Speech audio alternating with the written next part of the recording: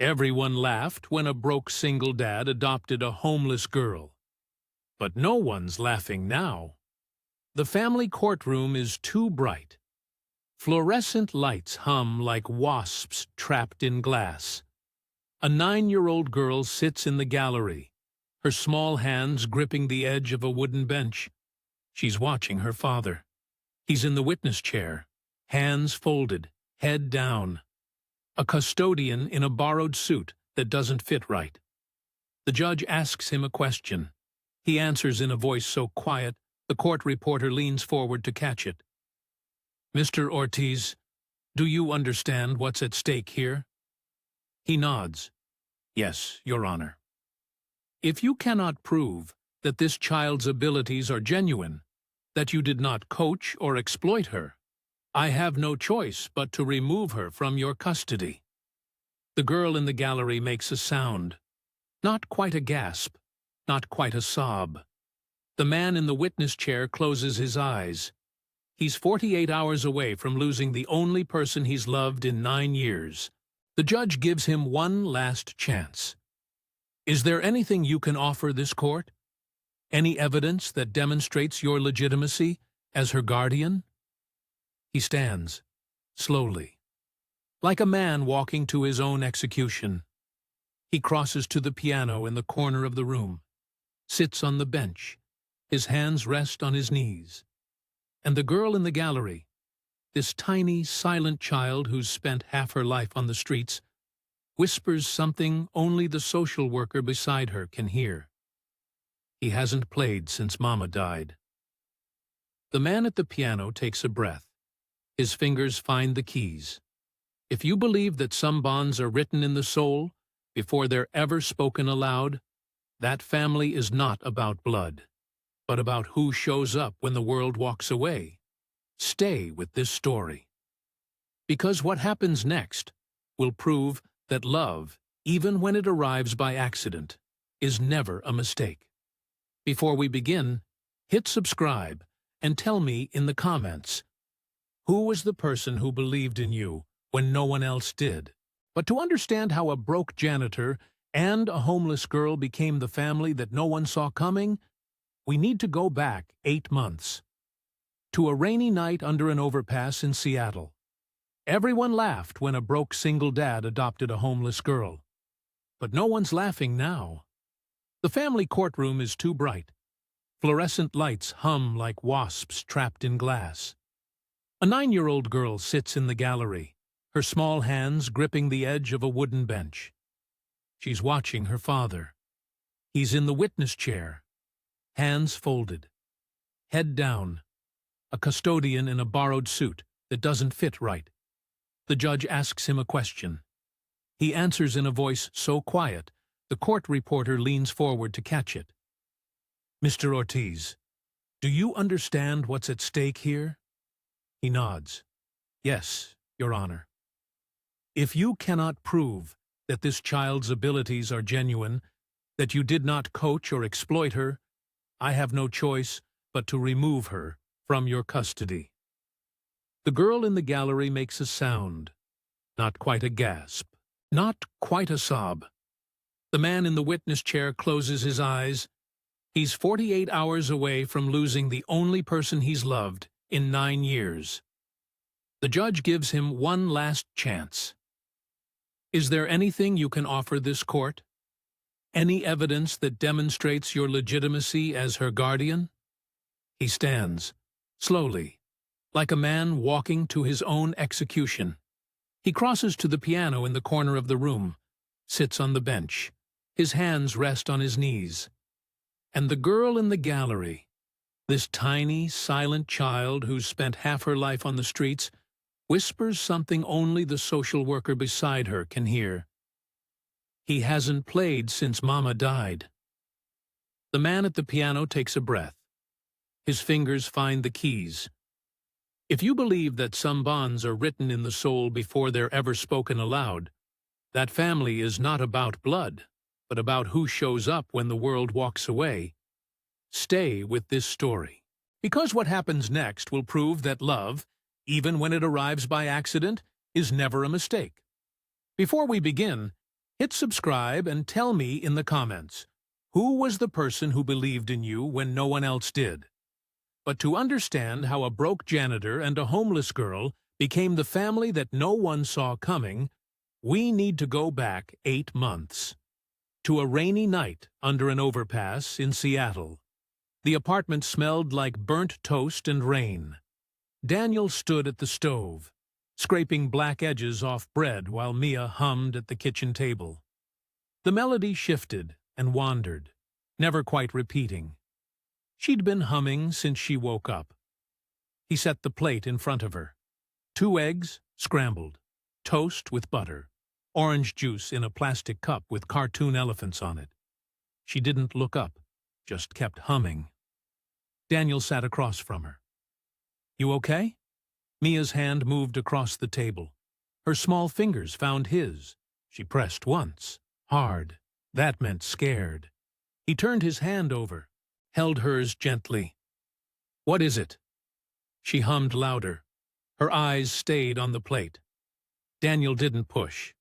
He'd learned that pushing made her go silent for hours, so he sat with her, their hands linked, until the humming softened and her grip loosened. She picked up her fork, started eating. Outside, rain tapped against the window. The apartment was small.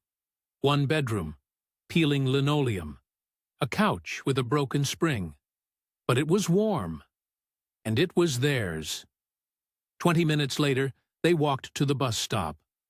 Mia wore a purple jacket 2 sizes too big, donated by the church ladies on 4th Street. Daniel carried her backpack. She hummed the whole way.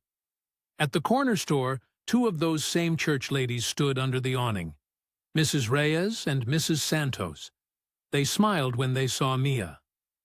"Good morning, sweetheart," Mrs. Reyes said. Mia didn't answer, just hummed. Mrs. Santos's smile tightened. She looked at Daniel. "Still not talking much, huh?" "She talks," Daniel said quietly, "when she's ready." The women exchanged a glance, the kind of glance that said more than words. Daniel kept walking. A block from the bus stop, their neighbor, Mr. Alvarez, was getting into his car. He saw them and waved. "Hey, Daniel, how's it going?" "Good. You?" "Can't complain." Mr. Alvarez glanced at Mia. His smile became something else, something cautious. "You're a brave man, you know that?" Daniel didn't answer. "I mean it," Mr. Alvarez continued. "What you're doing, it's really something." The words were kind, the tone wasn't. Daniel nodded once. "Have a good day." They kept walking. The bus stop was crowded. 6 other kids waiting, backpacks slung over shoulders, phones out. Mia stood close to Daniel, her hand gripping the edge of his jacket. The bus pulled up. Hydraulics hissed. Daniel crouched down, eye level with her. "You good?" Mia looked at him. Really looked at him. Then she pressed her hand to his chest. Once. That meant okay. She climbed onto the bus, found a seat near the back, turned to the window. Daniel waited until the bus pulled away. Then he started walking. The rain picked up. He didn't have an umbrella. Didn't matter. He'd be soaked by the time he got home anyway. But as he walked, something pulled at him. A memory he hadn't let himself touch in months. 8 months ago, a different kind of rain. Daniel had been walking home from his shift at the Paramount. 2 in the morning. The streets empty except for a few cars and the occasional drunk stumbling out of a bar. He'd taken a shortcut under the I-5 overpass. That's when he heard it. Humming. Soft at first. Then louder. A melody so strange and beautiful it stopped him mid-step. He followed the sound. There, tucked between 2 concrete pillars, was a little girl. Maybe 8. Maybe 9. Filthy. Hair matted. Skin gray with cold. She clutched a blanket that looked like it had been pulled from a dumpster. She was humming to herself, eyes closed, rocking slightly. Daniel approached slowly. "Hey." The girl's eyes snapped open. Dark eyes, watching him. "You okay?" he asked. She didn't answer, just stared. Daniel crouched down, kept his distance. "You hungry?" She didn't move. He pulled a granola bar from his pocket, set it on the ground between them. Then he stepped back. The girl watched him. Then she reached out, took the bar, unwrapped it with shaking hands, and ate it in 4 bites. "Where's your family?" Daniel asked. She didn't answer. "Do you have a name?" "Nothing." Daniel pulled out his phone, called 911. The rest happened fast. Social workers, police, emergency foster placement. The girl wouldn't speak, wouldn't give a name, had no records in the system, no missing person reports. Nothing. The state was going to place her in a group home 6 counties away. Daniel didn't know why he did what he did next. He just knew he couldn't let her disappear into the system, couldn't let her become another lost kid with no one to fight for her. So he fought, took the certification classes, filled out the paperwork, went to the interviews. The social workers were skeptical. A single man, no wife, barely scraping by. But he was persistent. And the girl needed someone. 3 months later, the adoption was finalized. The church ladies donated clothes, furniture, dishes. They smiled and said encouraging things. But Daniel heard them whispering when they thought he couldn't hear. A single man with no wife, no money, raising a damaged little girl? That's not love. That's delusion. But Mia stayed. Slowly, she began to trust him. Started speaking. Single words at first. Then short sentences. She had nightmares. He held her until they passed. She drew pictures of a woman with long black hair. Daniel never asked who. He just loved her, because love was the only thing he had left to give. The memory faded. Daniel was back on the wet street, rain soaking through his jacket. He passed the Paramount Theater. The marquee advertised the upcoming donor gala. Big letters, gold trim, fancy. His phone buzzed. A text from his manager. "Extra cleaning shift tomorrow night. Gala event. Donors will be in the green room. Overtime pay." Daniel stared at the message. He needed the money. Rent was due in a week. He texted back, "I'll be there." The green room smelled like expensive perfume and champagne. Crystal glasses lined a table near the wall. Servers in black vests moved through the space with trays. Donors stood in clusters, laughing too loud, their jewelry catching the light. Daniel emptied the trash bin near the door. He kept his head down. Invisible. That was the job. The door burst open. Charles Wainwright strode in, his wife on his arm. 2 board members followed. Wainwright was mid-sentence, his voice sharp and cutting. "It's purely performative," he said. "The board wants us to tick boxes. Accessibility outreach, community engagement. As if we're some kind of charity." His wife laughed, a high, brittle sound. "Darling, you're being cynical." "I'm being realistic," Wainwright snapped. "We're running a world-class institution, not a social program." One of the board members cleared his throat. "Charles, the optics matter. The foundation—" "The optics are absurd," Wainwright interrupted. He stopped walking. His eyes landed on Daniel. Daniel kept working. He tied off the trash bag, reached for a fresh one. "You," Wainwright said. Daniel looked up, said nothing. Wainwright gestured at him like he was pointing at evidence. "This is exactly what I'm talking about. This man right here. This is who we're supposed to reach." The board members shifted uncomfortably. Wainwright's wife smiled. Her eyes were cold. "The working poor," Wainwright continued. "No cultural literacy. Probably never even heard a Brahms symphony in his life. Daniel's jaw tightened, but he didn't speak. Wainwright took a step closer. His voice grew louder. Performing now, playing to his audience. "Tell me," he said, "do you even know who Brahms is?" The room went quiet. Servers stopped moving. One of the board members looked at the floor. Daniel stood there, trash bag in his hands, silent. Wainwright's smile widened. "That's what I thought." Then a small voice came from the doorway. "Dad?" Daniel's head snapped up. Mia stood in the hall. Her purple jacket was too big. Her hair was messy.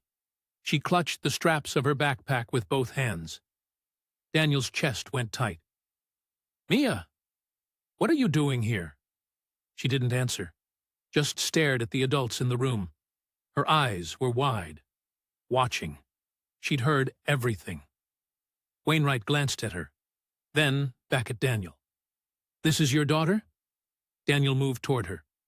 "Mia, you're supposed to be—" "I had a bad dream," she whispered. "I got scared. She must have taken the bus, walked 6 blocks to the theater, found her way backstage. Because she was scared. Because she needed him." Daniel crouched down, eye level with her. "It's okay. You're okay now." But Mia wasn't looking at him. She was looking past him, at Wainwright, at his wife, at the way they were smiling. Then she let go of her backpack. She walked into the room, past Daniel, past the servers, past the board members who stepped aside without thinking. She walked straight to the Steinway in the corner. "Mia," Daniel said quietly, "what are you—" She climbed onto the bench. Her feet didn't touch the floor. She adjusted her position, placed her hands on the keys. The room went still. Wainwright frowned. What is she doing? Mia didn't answer. She just sat there, staring at the keys like she was reading something no one else could see. Then she began to play. The first notes were soft, delicate, a melody that seemed to rise from somewhere deep and old. Daniel knew that piece. Brahms. Intermezzo in a major. Opus 118, number 2. His breath caught. Mia's hands moved across the keys with a precision that shouldn't have been possible. No hesitation. No mistakes. The music filled the room, quiet at first, then building. Each phrase connected to the next, like they were part of a conversation only she understood. Wainwright's wife stopped smiling. The servers stood frozen, trays forgotten. Daniel couldn't move, couldn't breathe.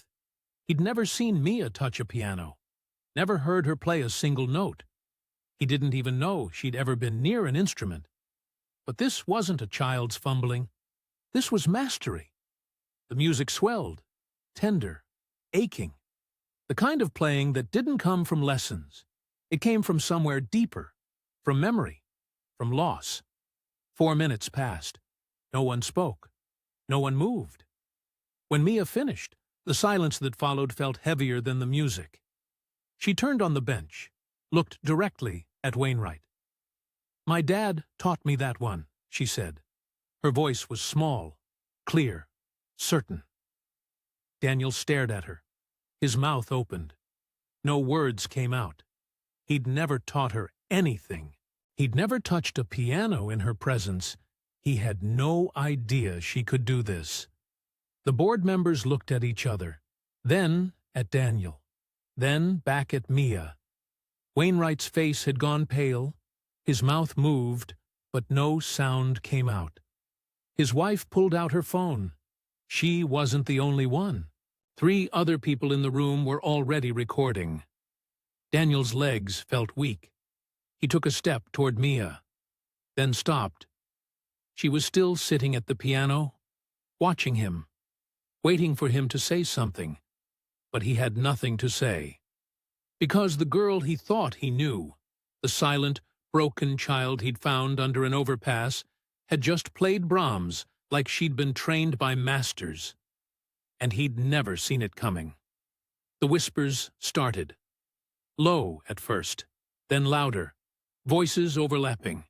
Questions Daniel couldn't answer because he didn't understand them himself. Daniel woke to his phone vibrating off the nightstand. He grabbed it. 50 missed calls, 73 text messages. His voicemail was full. His chest tightened. He sat up. The apartment was quiet except for the hum of the refrigerator. Then he heard it. Voices outside. Multiple voices. He walked to the window, pulled the curtain back an inch. 3 news vans were parked on the street. Reporters stood on the sidewalk with cameras. A small crowd had gathered across the way. Daniel's stomach dropped. He checked his phone. The first text was from his manager at the theater. "Call me immediately." The second was from a number he didn't recognize. "We'd love to interview you and your daughter for the morning show." He scrolled down. More of the same. Interview requests, congratulations messages, questions about Mia's training. Then he saw the link. Someone had posted a video. The thumbnail showed Mia at the piano. The caption read, "Homeless girl adopted by janitor stuns donors with genius performance." Daniel clicked it. 2 million views, posted 9 hours ago. He watched himself standing in the green room, frozen. Watched Mia play. Watched her turn and say those words. My dad taught me that one. The comments section was endless. People calling her a prodigy. People asking where she'd trained. People demanding to know her story. Daniel closed the app.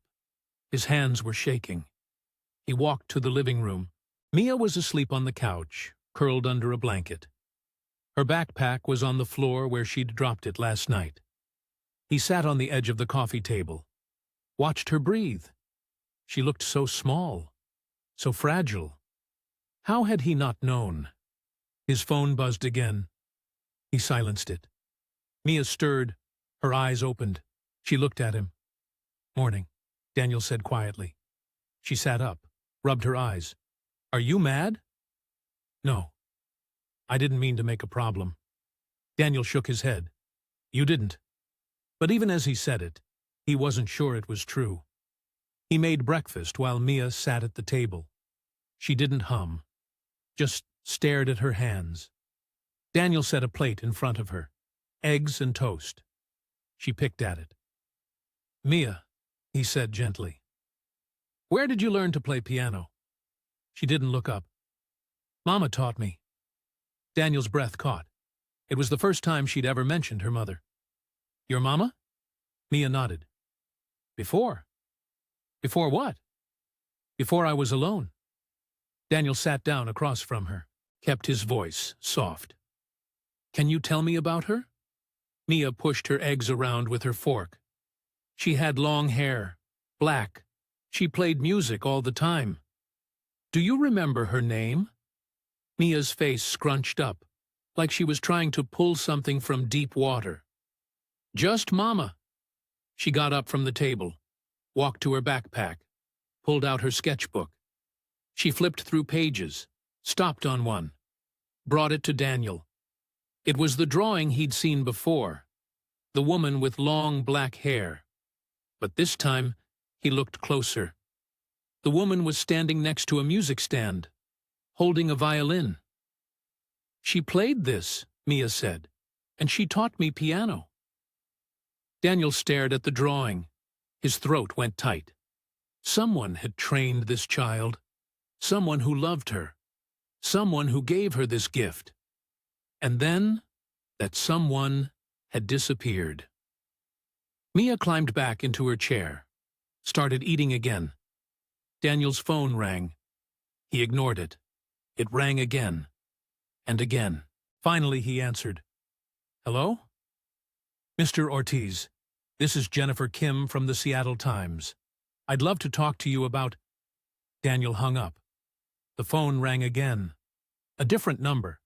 He sent it to voicemail. A text came through. This one from the theater manager. "Daniel, we need to talk. Charles Wainwright is requesting a meeting. Call me back." Daniel set the phone face down on the table. Another knock at the door. Daniel didn't answer. The knocking continued.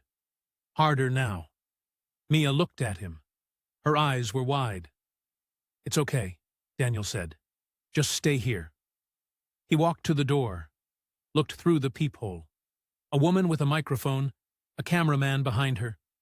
Daniel didn't open it. The knocking stopped. Footsteps faded down the hall. He went back to the kitchen, sat with Mia. They stayed like that for an hour, not talking, just together. The calls kept coming. Daniel's phone buzzed and rang and chimed until he finally turned it off. Around noon, Mia spoke. "Am I in trouble?" "No." "Are you?" Daniel didn't know how to answer that. "I don't think so." "Are you angry I played without asking?" He reached across the table, took her small hand in his. "I could never be angry at you." She looked down at their hands. "Mama used to say that too." Daniel's chest ached. She said even when things were hard, she'd never be angry. She said that's what love means. Daniel's eyes stung. He blinked it away. "Your mama sounds like she was a good person." Mia nodded. "I think she was." They sat in silence. Outside, the voices grew quieter. The news vans eventually left. By late afternoon, Daniel turned his phone back on. More messages, more calls. But one stood out. A voicemail from a lawyer. "Mr. Ortiz, my name is Sarah Chen. I work with the ACLU. I saw the video of your daughter. If you need legal support, please call me back." Daniel stared at the message. Legal support. Why would he need that? Then another text came through. From the theater manager. "Daniel, Charles filed a complaint with CPS. They're opening an investigation. You need to call me. Now." Daniel read it twice, then a third time. CPS, Child Protective Services. His hands went cold. He looked up. Mia was watching him. "What's wrong?" she asked. "Nothing," he said, but his voice cracked. He scrolled through his notifications, found the news alert he'd missed earlier. Charles Wainwright issues statement apologizing for misunderstanding at gala. Daniel clicked it. The statement was 2 paragraphs. Wainwright expressed regret for his comments, said he was deeply moved by the young girl's talent, hoped this would open conversations about accessibility in the arts. It sounded rehearsed, hollow, but beneath it, in smaller text, was another line. Wainwright has reportedly raised concerns with local authorities about the circumstances surrounding the child's abilities and her adoption. Daniel set the phone down. The room felt smaller, the walls closer. Everything he'd built, everything he'd fought for. It was all about to come apart. 2 days after the video went viral, someone knocked on Daniel's door at 7 in the morning. Daniel opened it. A woman in a gray suit stood in the hallway. She held a clipboard and a leather bag. Her expression was neutral, professional. "Mr. Ortiz?" "Yes." "I'm Miss Brennan, Child Protective Services. May I come in?" Daniel's stomach dropped, but he stepped aside. Let her in. Mia was at the kitchen table eating cereal. She looked up when the woman entered. Her spoon stopped halfway to her mouth. Ms. Brennan smiled at her, the kind of smile that didn't reach the eyes. "Good morning." Mia didn't answer, just stared. Ms. Brennan turned to Daniel. "Is there somewhere we can talk?" Daniel nodded toward the couch. They sat. Mia watched from the table. "Mr. Ortiz, I'm here to follow up on a complaint filed regarding your adoption of Mia Crane." Daniel's hands went cold. "A complaint?" "Yes. There are concerns about the circumstances surrounding the adoption and the child's recent public performance." "What kind of concerns?" Ms. Brennan pulled a folder from her bag, flipped it open.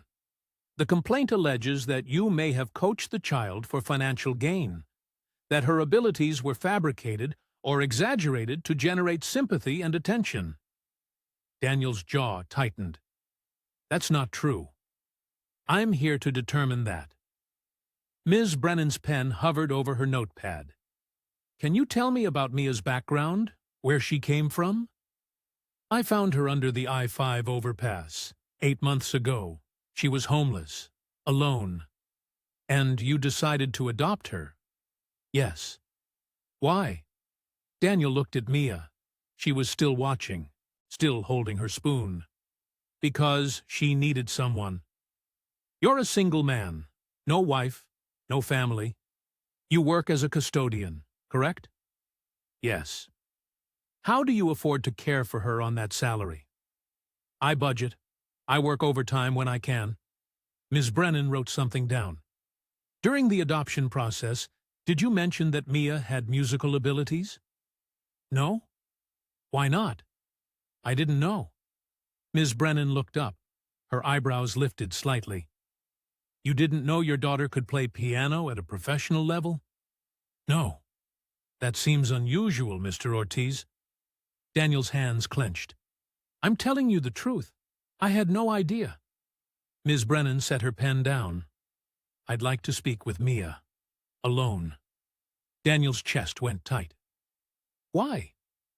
It's standard procedure. He looked at Mia. She'd put her spoon down. Her hands were in her lap now, gripping each other. Daniel stood, walked to the table, crouched beside her chair. Mia, this lady wants to talk to you for a minute. Is that okay? Mia's eyes were wide, scared. It's okay, Daniel said quietly. Just tell her the truth. Mia nodded once. Daniel stood, walked to his bedroom, closed the door, but he could hear voices through the wall, muffled, indistinct. He pressed his ear to the door. Mia, I'm going to ask you some questions. You can answer however you want. Okay? Silence. Does Daniel ever make you practice piano? No. Has he ever hurt you? No. Has he ever told you what to say to people? No. Where did you learn to play piano? A long pause.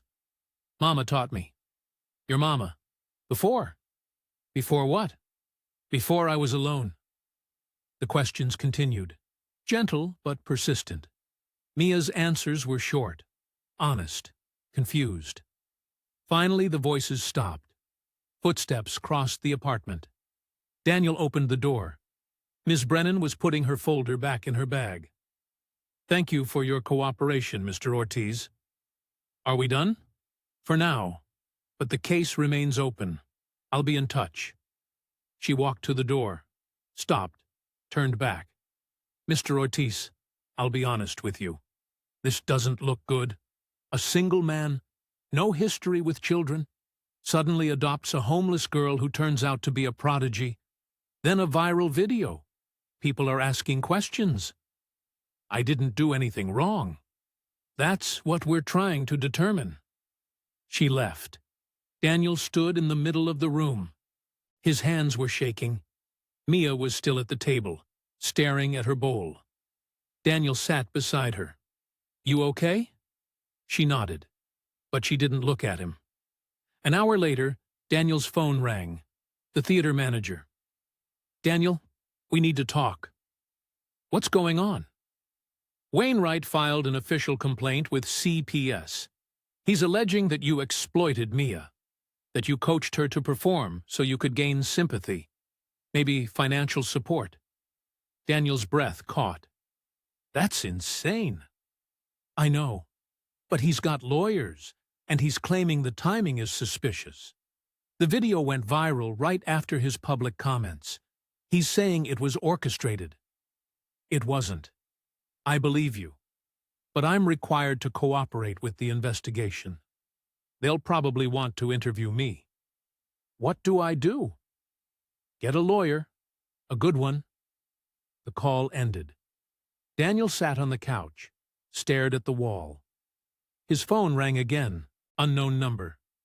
Hello? Mr. Ortiz, my name is Sarah Chen. I'm an attorney with the ACLU. I saw the video of your daughter. I'd like to help. Daniel's throat went tight. Help how? I believe you're about to face a custody challenge. I'd like to represent you. Pro bono. Why? Because I think this is retaliation. And because that little girl deserves to stay with someone who loves her. Daniel closed his eyes. When? There's a hearing scheduled in 2 weeks. Family court. If the judge rules against you, Mia will be placed in foster care pending a full investigation. 2 weeks.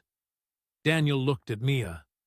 She was still at the table, drawing now, her pencil moving slowly across the page. Mr. Ortiz, I need to know, is there anything in your background that could complicate this case? Daniel hesitated. Like what? Anything the state could use against you, criminal history, financial issues, anything that might raise questions about your fitness as a parent. Daniel thought about his old life, the name he'd buried, the career he'd walked away from. No, he said, nothing. It wasn't exactly a lie, but it wasn't the whole truth either. Good, I'll be in touch. We'll meet tomorrow to go over your testimony. The call ended. Daniel set the phone down. His hands wouldn't stop shaking. Mia looked up from her drawing. Dad? Yeah? Are they going to take me away? Daniel crossed the room, sat beside her, took her small hands in his. No, I won't let that happen. Promise? I promise. But even as he said it, his chest felt hollow, because he didn't know if it was a promise he could keep. 1 week before the hearing, Daniel stood alone in the empty Paramount Theater. His mop rested against the wall. The stage lights were off. The seats were dark. He walked down the center aisle, stopped at the edge of the stage. The piano sat in the shadows. A Steinway grand, black lacquer, keys covered. Daniel stared at it. He hadn't touched a piano in 9 years, hadn't let himself get this close. But tonight, his feet carried him forward before his mind could stop them. He climbed onto the stage, stood beside the instrument. His hand hovered over the fallboard. Then he pulled it back. Not yet. He sat on the edge of the stage, his legs dangling, his breathing shallow. And the memories came. He was 26, standing on a different stage. Carnegie Hall. The lights were hot. The audience was silent.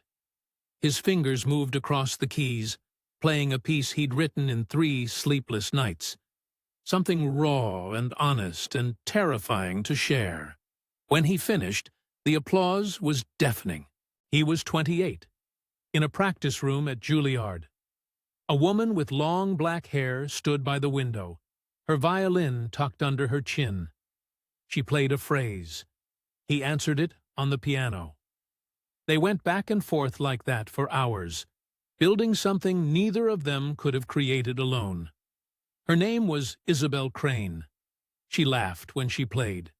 A bright, unguarded sound. Daniel fell in love with that laugh first. Then, everything else. They performed together, toured together, wrote music that felt like conversations only they could understand. One night, in a hotel room in Boston, he asked her to marry him. She said yes before he'd finished the question. They set a date. 6 months out. Spring, her favorite season. Daniel wrote a piece for her. A composition for piano and violin. Something they'd perform together at the reception. Something that would become theirs. He called it Isabel's Song. The night before the wedding, Daniel stayed late at the rehearsal space. He wanted to get the final movement right. Just a few more hours. His phone rang at 11:30. Unknown number. He almost didn't answer. Is this Daniel Orozco? Yes. This is Seattle Grace Hospital. You're listed as the emergency contact for Isabel Crane. Daniel's chest went tight. What happened? There's been an accident. You need to come now. He drove through red lights, parked illegally, ran through the emergency room doors. A doctor met him in the hallway. Young, tired. Her face said everything before her mouth did. "I'm sorry. She didn't make it." Drunk driver. Head-on collision. Isabel was gone before the ambulance arrived. Daniel stood in the hallway, fluorescent lights humming overhead, the smell of disinfectant burning his throat. He didn't cry, didn't scream, just stood there. The funeral was 3 days later. 200 people, musicians, friends, family. Daniel had never met. He played Isabel's song at the service. Solo. The violin part, silent. His fingers moved through muscle memory. His mind was somewhere else. When it was over, people told him it was beautiful. He never played it again. For 6 months, he tried to keep working, tried to perform, tried to write. But every note reminded him of her. Every stage felt like a grave. So he stopped, changed his name, left New York, drove west until he ran out of country. He took a job as a custodian at the Paramount Theater in Seattle, a place where he could be near music without having to make it, where he could hear pianos without having to touch them. For 9 years, he disappeared. And then he found Mia. The memory released him. Daniel blinked. He was back on the stage. The theater was still empty. The piano was still covered. His phone buzzed. A text from Sarah Chen, his lawyer. "We need to talk about your testimony. Call me." Daniel stood, walked backstage, pulled out his phone. She answered on the first ring. "Daniel, I've been thinking about your case. And? If you want to win this, you need to be completely honest about who you are, your background, your credentials, everything." Daniel's jaw tightened. "I know. But here's the problem. If you reveal that you're a trained pianist and composer, it could backfire. The state will argue you were uniquely qualified to coach Mia, that you had the skills to fabricate her abilities. I didn't coach her. I believe you, but proving it is different." Daniel closed his eyes. "What do you want me to do?" "Tell the truth, all of it, and hope the judge believes you." The call ended. Daniel stood in the dark backstage area. Concrete walls, pipes overhead, the smell of old paint and dust. He'd spent 9 years running from the person he used to be. And now, to keep Mia, he had to become that person again. He walked to the exit, pushed open the door. An envelope was taped to the outside, his name written on it in neat handwriting. Daniel pulled it down, opened it. Inside was a photograph. Old, faded. A woman with long black hair holding a baby. The woman was smiling. The baby's eyes were dark and watchful. Daniel flipped it over. Handwritten on the back. "Ask Mia about the lullaby." His hands went numb. He stared at the photograph, at the woman's face, at the baby she was holding. The woman was younger, her hair longer. But Daniel knew that face. It was Isabel, and the baby's eyes were Mia's eyes. Daniel sat on the couch with Mia beside him. The apartment was quiet. The photograph lay on the coffee table between them. He'd been staring at it for an hour. Mia had been watching him. Finally, she spoke. "What is it?" Daniel picked up the photograph. His hands were steady, but his chest felt hollow. "Mia, I need to ask you something." She nodded. He turned the photograph toward her. "Do you know this person?"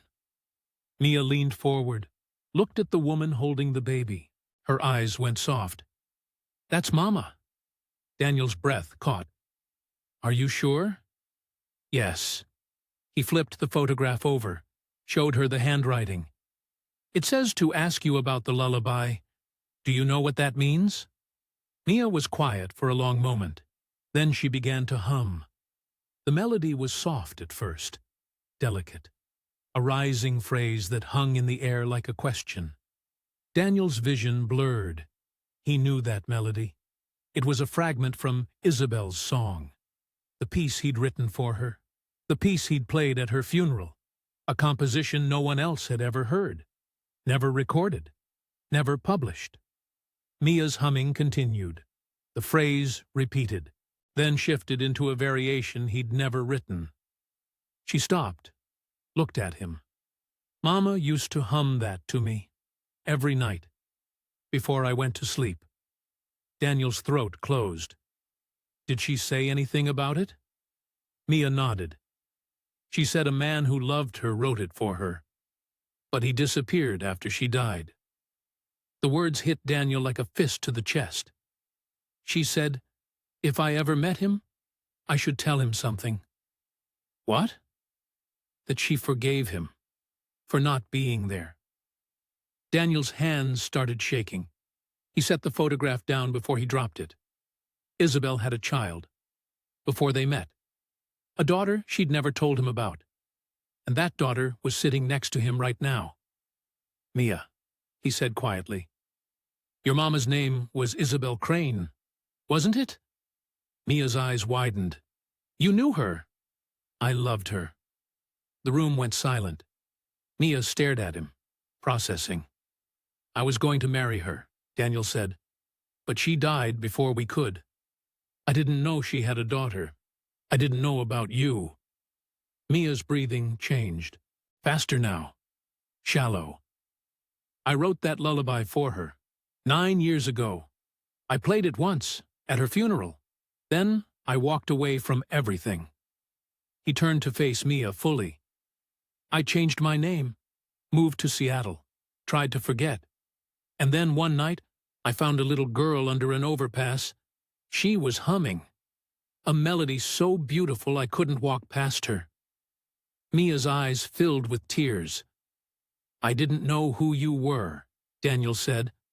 I just knew you needed someone. So I fought to keep you. Not because of who your mother was, but because of who you are. A tear ran down Mia's cheek. The man your mama talked about, Daniel whispered. The one who disappeared. That was me. I didn't leave because I wanted to. I left because I didn't know. About you. About any of it. Mia's voice was so small. You knew my mama? I loved her more than anything. Did she love you? Yes. Mia wiped her eyes with the back of her hand. Does that make you my dad for real? Daniel's chest cracked open. He reached out, took her small hands in his. You've always been my daughter for real. From the moment I found you. Biology doesn't change that. But it's the same, Mia said. Because she loved you. And I love you. So it's the same. Daniel pulled her close. She wrapped her arms around him and held on tight. They sat like that for a long time. Not speaking. Just holding each other while the truth settled around them. 9 years. Daniel had spent 9 years mourning a woman he thought left nothing behind. And all that time, her daughter was out there, alone, surviving on streets and in shadows. And somehow, impossibly, love had brought them together anyway. Not through recognition, not through searching, through a rainy night, a melody, a choice to care for a broken child who needed someone. Mia pulled back, looked up at him. Are you still sad? About your mama? Yeah. I'll always miss her. But I'm not sad right now. Why? Because I found you. Mia rested her head against his shoulder. Tomorrow's the hearing. I know. What if they don't believe you? Then we'll figure it out, together. She was quiet for a moment. Then, will you tell them? About Mama? Yes. Good, because it's true, and people should know true things. Daniel kissed the top of her head. Get some sleep. It's going to be a long day. Mia stood, walked to her room, stopped in the doorway. Dad? Yeah? Mama was right. You're a good person. She disappeared into her room, The door clicked shut. Daniel sat alone in the dim living room, the photograph still on the table, Isabel's face smiling up at him, the baby in her arms looking at the camera with dark, watchful eyes. He picked it up, studied it one more time. Then he set it down, stood, walked to the window. The city lights stretched out below. Rain streaked the glass. Tomorrow, he'd walk into that courtroom. He'd tell the truth. All of it. Who he was, who Isabel was, how a broke custodian and a homeless girl had found each other in the dark and built something real. And if the judge believed him, Mia would stay. If not, he'd lose her. But either way, she'd know the truth now. She'd know her mother loved her. She'd know Daniel loved her too. And sometimes, love was the only proof that mattered. Daniel closed his eyes, took a breath. Outside, the rain kept falling. Inside, the silence felt like waiting. Morning came too fast. The courtroom smelled like old wood and floor polish. Fluorescent lights hummed overhead. Daniel sat at the defense table in a borrowed suit that didn't fit right. His lawyer, Sarah Chen, sat beside him with folders stacked in front of her. Mia was in the gallery with a temporary guardian, a woman Daniel didn't know. Mia's hands gripped the edge of the bench. Judge Morrison sat at the front, gray hair pulled back, sharp eyes. She looked tired. Behind Daniel, in the back row, Charles Wainwright sat with his attorney. His face was carefully neutral. The CPS attorney stood. Middle-aged man in a pressed suit. He opened his folder. Your Honor, the state's position is clear. Mr. Ortiz adopted a homeless child 8 months ago. He presented himself as a simple custodian with no special qualifications. Yet this child somehow possesses extraordinary musical abilities that only became public after a viral video. The timing is suspicious. The circumstances raise serious questions about exploitation and fabrication. He called Ms. Brennan to the stand. She took the oath, sat down, answered questions in a professional monotone. During your investigation, did Mr. Ortiz disclose any background in music? No. Did he explain how the child acquired her abilities? He claimed he didn't know. Did that seem credible to you? Ms. Brennan hesitated. I had concerns. What kind of concerns? That he wasn't being fully forthcoming about his past. The CPS attorney nodded. Sat down. Sarah Chen stood. Ms. Brennan, during your interview with Mia, did she ever indicate that Mr. Ortiz coached her or pressured her in any way? No. Did she appear afraid of him? No. Did she want to stay with him? Ms. Brennan's voice softened slightly. Yes. Sarah sat down. The CPS attorney called no other witnesses, rested his case. Sarah stood. Your Honor, I'd like to call Daniel Ortiz to the stand. Daniel walked to the witness box. His legs felt unsteady. He sat, took the oath. Sarah started gently. Mr. Ortiz, please state your full legal name. Daniel Ortiz. Is that the name you were born with? No. What was your birth name? Daniel's throat went dry. Daniel Orozco. A murmur went through the gallery. And why did you change it? I was running from my past. Can you explain that past? Daniel took a breath. I was a pianist, a composer. I performed at Carnegie Hall. I was engaged to a woman named Isabel Crane. She was a violinist. The night before our wedding, she was killed by a drunk driver. I couldn't handle it. So I walked away from everything, changed my name, moved to Seattle, took a job where I could be near music without having to make it. Sarah nodded. When you adopted Mia, did you know about her musical abilities? No.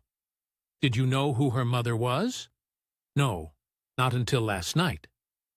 And what did you discover last night?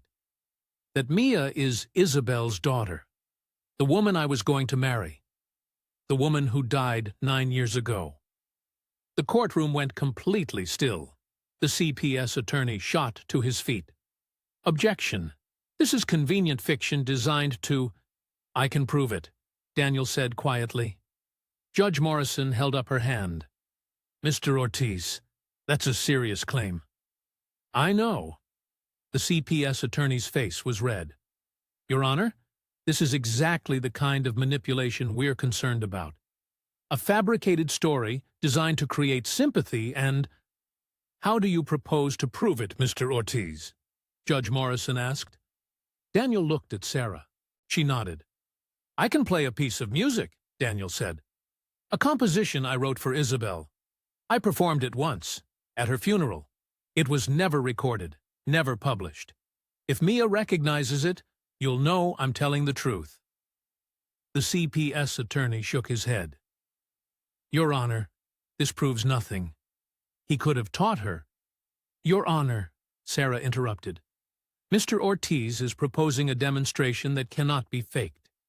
If Mia recognizes a piece she's never heard before, a piece that was performed only once 9 years ago at a private funeral, it proves the connection is real. Judge Morrison considered. There's a piano in the corner. Proceed. Daniel stood. His hands were shaking. He crossed the courtroom, sat at the piano bench, lifted the fallboard. The keys were ivory, old, well-maintained. He placed his hands on them. His fingers trembled. For 9 years, he'd avoided this, avoided the grief, avoided the memories. But now, for Mia, he'd face it all. He began to play. The melody started soft. A question asked in the language only music could speak. It built slowly, phrase by phrase, each one carrying the weight of everything he'd lost.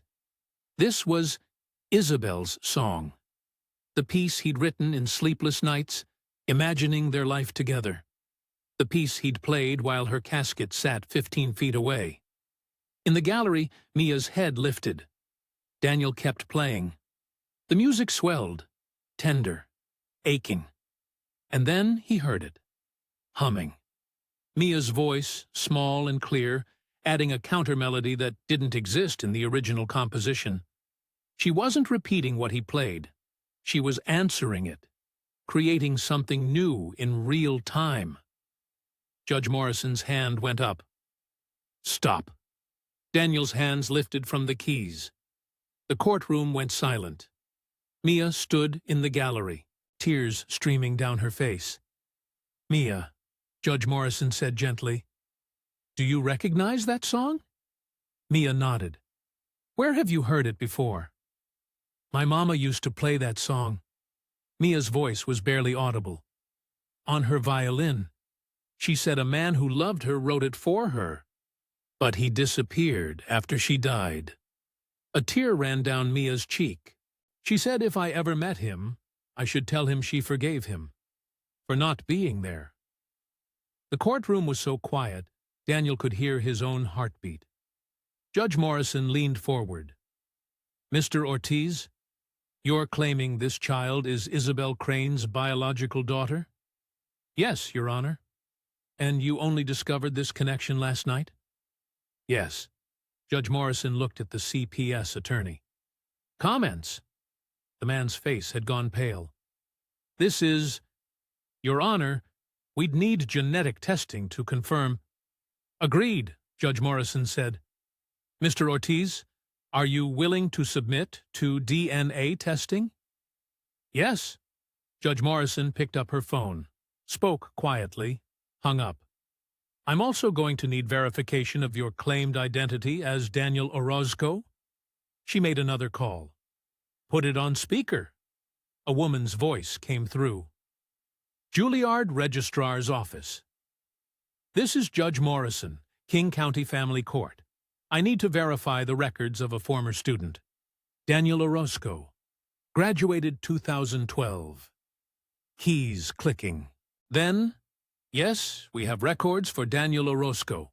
piano performance and composition. Graduated with honors. He had a very promising career. There were articles about him. Then he just disappeared. Around 2016. Do you have a photograph on file? Yes? Can you email it to this court immediately? Of course. 2 minutes later, Judge Morrison's computer chimed. She looked at the screen, then at Daniel. Mr. Ortiz, please approach the bench. Daniel stood, walked forward. Judge Morrison turned her monitor. The photograph showed a younger man in a tuxedo at a piano. But the face was unmistakable. It was Daniel. Judge Morrison sat back. This hearing is in recess pending DNA confirmation. Results will be available in 48 hours. At that time, I'll make my ruling. She looked at Mia, then at Daniel. Until then, the current custody arrangement stands. Mr. Ortiz, you may take Mia home. The gavel came down. Daniel walked to the gallery. Mia ran to him. He caught her, held her tight. Around them, people were standing, talking. Wainwright slipped out a side door without looking back. But Daniel barely noticed. He had 48 hours, 2 days to find out if love would be enough. 48 hours after the hearing, Judge Morrison called them back to court. The DNA results were in. The tests confirmed what Daniel and Mia already knew. She was Isabel Crane's biological daughter. The state dismissed its case. Daniel was granted permanent custody. Charles Wainwright's complaint was exposed as retaliation. Within a week, he resigned from the symphony under donor pressure. The theater manager called to say Daniel's job was waiting if he wanted it back. Daniel thanked him. Then he said no. 6 months later, Daniel stood at the front of a community center classroom. Sunlight streamed through tall windows. 5 kids sat at keyboards arranged in a semicircle. Ages 7 to 12. Different neighborhoods, different backgrounds, all there because they wanted to learn. Daniel moved between them, listening. A boy in a Seahawks jersey struggled with a scale. Daniel crouched beside him. Try again. Slower this time. The boy played, hesitant, uncertain. Good. Now listen to the space between the notes. That's where the music lives. The boy tried again. Better this time. Mia sat at the piano in the corner, not performing, just playing quietly to herself. A melody she was working on. Something new.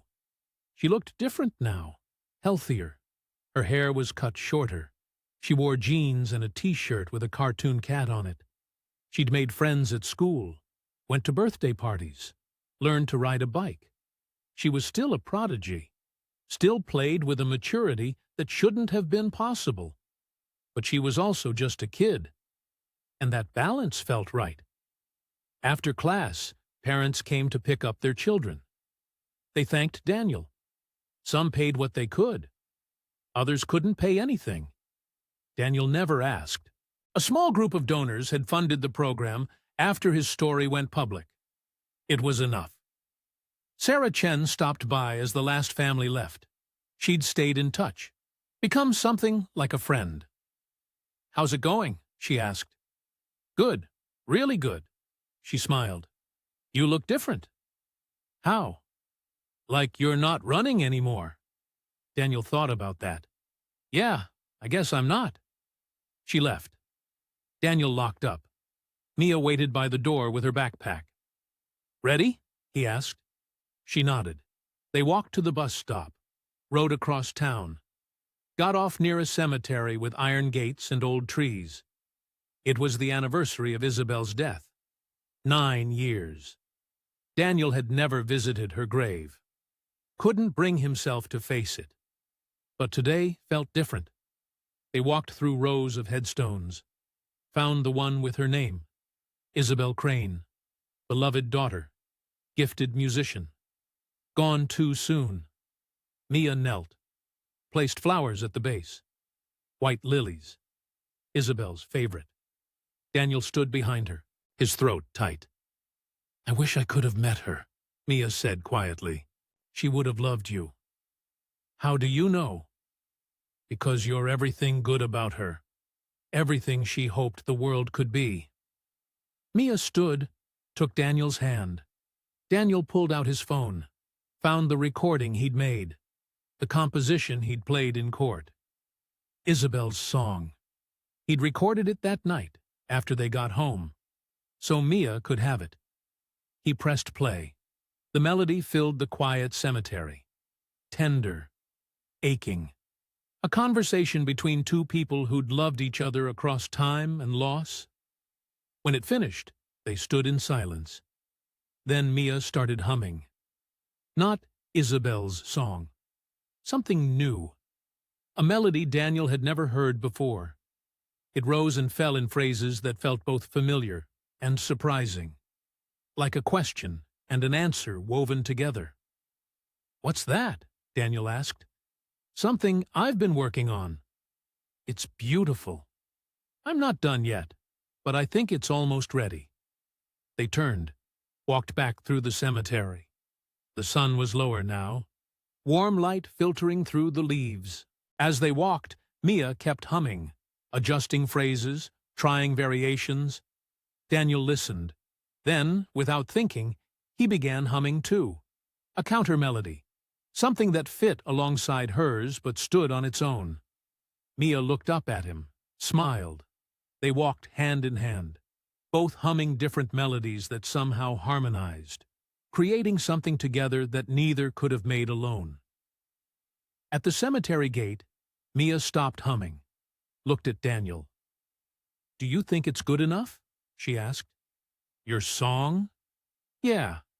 Daniel crouched down, eye level with her. "It's perfect." "How do you know?" "Because it's yours." Mia thought about that, then nodded. "Okay." They walked home as the sun set. The city lights began to flicker on, the streets filled with the sounds of evening, cars, voices, life continuing in all its ordinary beauty. Daniel thought about the path that had brought him here, the grief that nearly destroyed him, the years of running, the rainy night when he found a little girl humming under an overpass. He'd thought he was saving her, but the truth was more complicated than that. They'd saved each other. Isabel's daughter. Isabel's love. Given a second chance in a form he never could have predicted. Some people spend their whole lives searching for what they've lost, trying to reclaim the past, trying to undo grief. But sometimes, love doesn't come back the way you expect. Sometimes it arrives in the dark, in the rain, in the form of a broken child who needs you as much as you need her. And if you're brave enough to see it, to claim it, to fight for it, it can give you back everything you thought was gone. Not the same way, but whole and real and yours. Daniel looked down at Mia. She was humming again, quietly, working through her melody. He smiled. This was enough. This was everything. Genius is not bestowed. It is nurtured by those who love without condition. And sometimes love finds us precisely when we've stopped searching, delivering not what we thought we lost, but what we truly needed to become whole. Daniel and Mia walked home together, their voices rising and falling. Two melodies, one song. Perfect, because it was theirs.